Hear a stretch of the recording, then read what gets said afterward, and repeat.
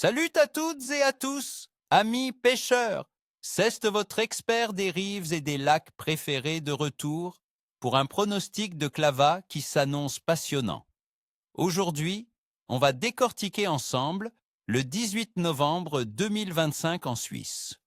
Une journée qui, à première vue, pourrait sembler calme avec des températures fraîches et une lune discrète, mais croyez-moi mes amis, elle cache de belles opportunités pour ceux qui sauront lire les signes de la nature et adapter leur stratégie. Nous sommes en plein automne, une période de transition où nos carnassiers se préparent activement pour l'hiver. Accrochez-vous, car ce jour-là, la patience et la technique seront vos meilleurs alliés pour une pêche mémorable. Passons maintenant aux espèces les plus prometteuses et aux tactiques à adopter pour ce jour particulier. Préparez vos carnets. Le brochet, le roi des eaux froides.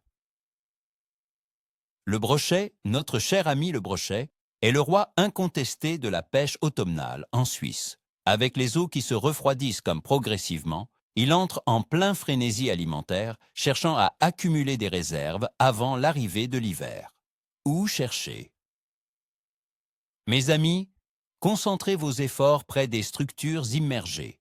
Pensez aux tombants abrupts, aux bordures de roseaux denses, aux amas de roches et aux zones de herbiers en décomposition. Il aime les eaux avec une profondeur variant de 3 à 7 mètres. La température de l'eau, oscillant autour de 12 degrés Celsius dans les grands lacs comme le Léman, incite le brochet à rester dans des zones où il peut embusquer ses proies avec efficacité. Sur quoi pêcher? Pour les leurres, je vous conseille d'opter pour des gros shad ou des swimbaits. Animez-les lentement près du fond.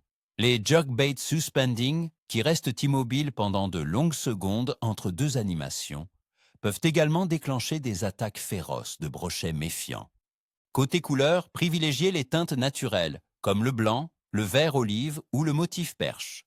N'hésitez pas à utiliser des tailles de leurre plus importantes, car le brochet recherche de grosses proies pour faire le plein de réserve. La perche, la chasseuse en bande.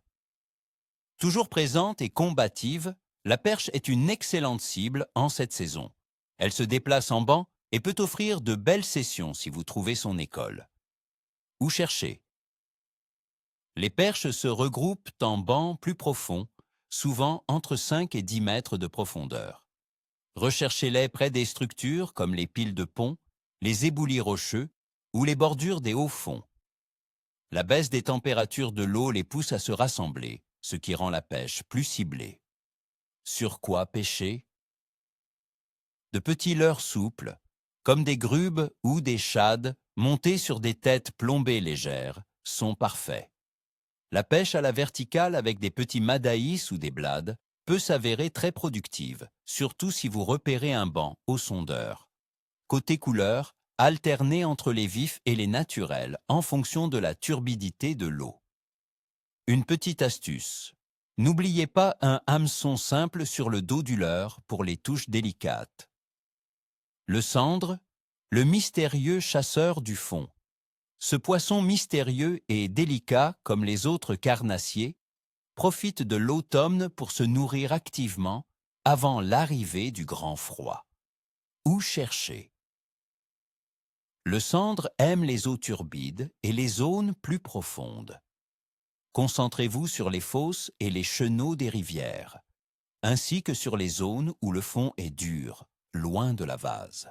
La température de l'eau froide le rend plus léthargique, mais pas inactif. Il sera simplement plus discret. Sur quoi pêcher? Une approche discrète avec des leurres souples animés très lentement sur le fond sera des plus efficaces. Le montage tirette ou le drop shot peuvent faire des merveilles en cette saison.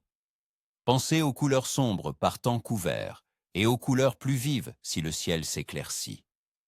La patience est une vertu essentielle pour le sandre. Maintenant, pour que vous compreniez bien pourquoi je vous donne ces conseils, faisons un petit tour d'horizon des conditions générales, la météo. Pour ce 18 novembre 2025 en Suisse, attendez-vous à des températures hivernales.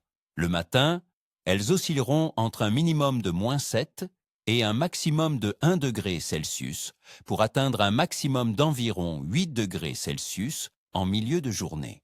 Le ciel sera majoritairement partiellement nuageux le jour et s'éclaircira avec quelques passages nuageux la nuit.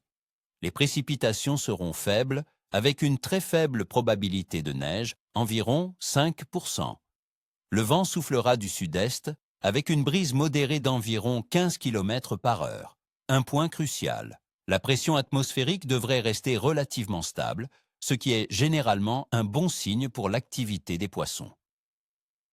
L'impact sur la pêche.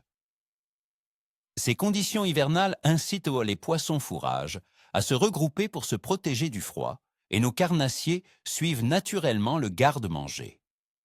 Le vent modéré peut aider à oxygéner les eaux de surface sans les perturber excessivement, ce qui peut stimuler l'activité.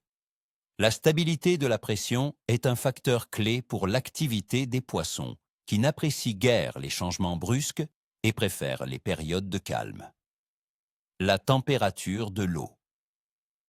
Les lacs suisses affichent des températures d'eau relativement froides en ce mi-novembre, ce qui est tout à fait normal pour la saison. Dans le lac Léman, on tourne autour de 12 degrés Celsius.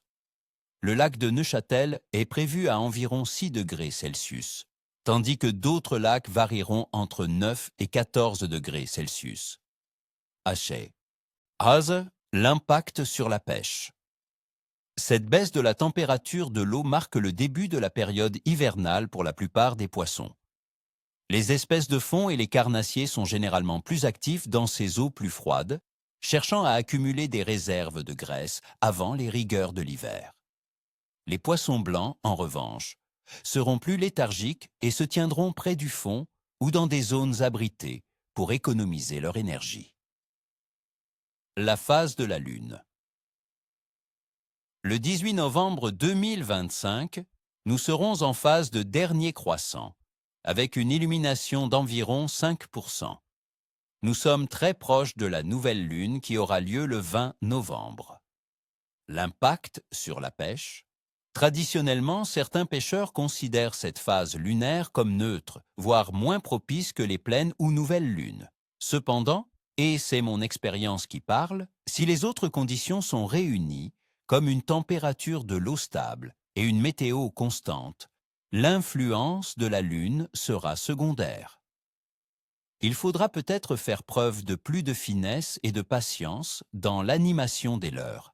Mais cette phase peut aussi apporter de très belles surprises, surtout aux aurores et au crépuscule, lorsque les poissons sont les plus actifs. L'activité générale des poissons. En cette période de mi-novembre en Suisse, l'automne est clairement la saison des carnassiers. Ils sont en plein genre, cette frénésie alimentaire avant l'arrivée de l'hiver. C'est le moment idéal pour cibler le brochet, la perche et le sandre. La truite de lac, bien que plus discrète, reste active et peut être recherchée en profondeur. Les poissons blancs seront probablement moins actifs, mais ne sont pas inaccessibles avec des techniques adaptées aux eaux froides. Mon évaluation du clavat pour le 18 novembre 2025 est un clavat moyen à bon, voire capricieux par moment. Satas, Masseis. Justification. Malgré des températures de fraîche, la stabilité de la pression atmosphérique et le début de la frénésie alimentaire des carnassiers sont des atouts majeurs. Le vent du sud-est devrait aider à oxygéner les eaux. La phase lunaire de dernier croissant est considérée comme neutre, mais les autres conditions favorables peuvent compenser cette influence. Il faudra de la persévérance et de l'adaptation, mais les efforts seront récompensés par de belles prises de carnassiers pour les pêcheurs les plus avisés. Voilà, mes amis, vous avez toutes les cartes en main pour affronter ce 18 novembre 2025 en Suisse. N'oubliez pas, la pêche, c'est avant tout une question de patience et d'observation. Adaptez-vous aux conditions, variez vos techniques et surtout, profitez de chaque instant au bord de l'eau. Je vous souhaite à toutes et à tous, ni queue ni tête. Si vous avez aimé cette analyse, n'hésitez pas à laisser un gros pouce bleu, à vous abonner pour ne rater aucune de mes futures vidéos et surtout, Partagez vos propres expériences et astuces en commentaire. Sur quoi allez-vous pêcher ce 18 novembre? Quelles sont vos observations sur l'activité des poissons en cette période? Hâte de vous lire, les amis!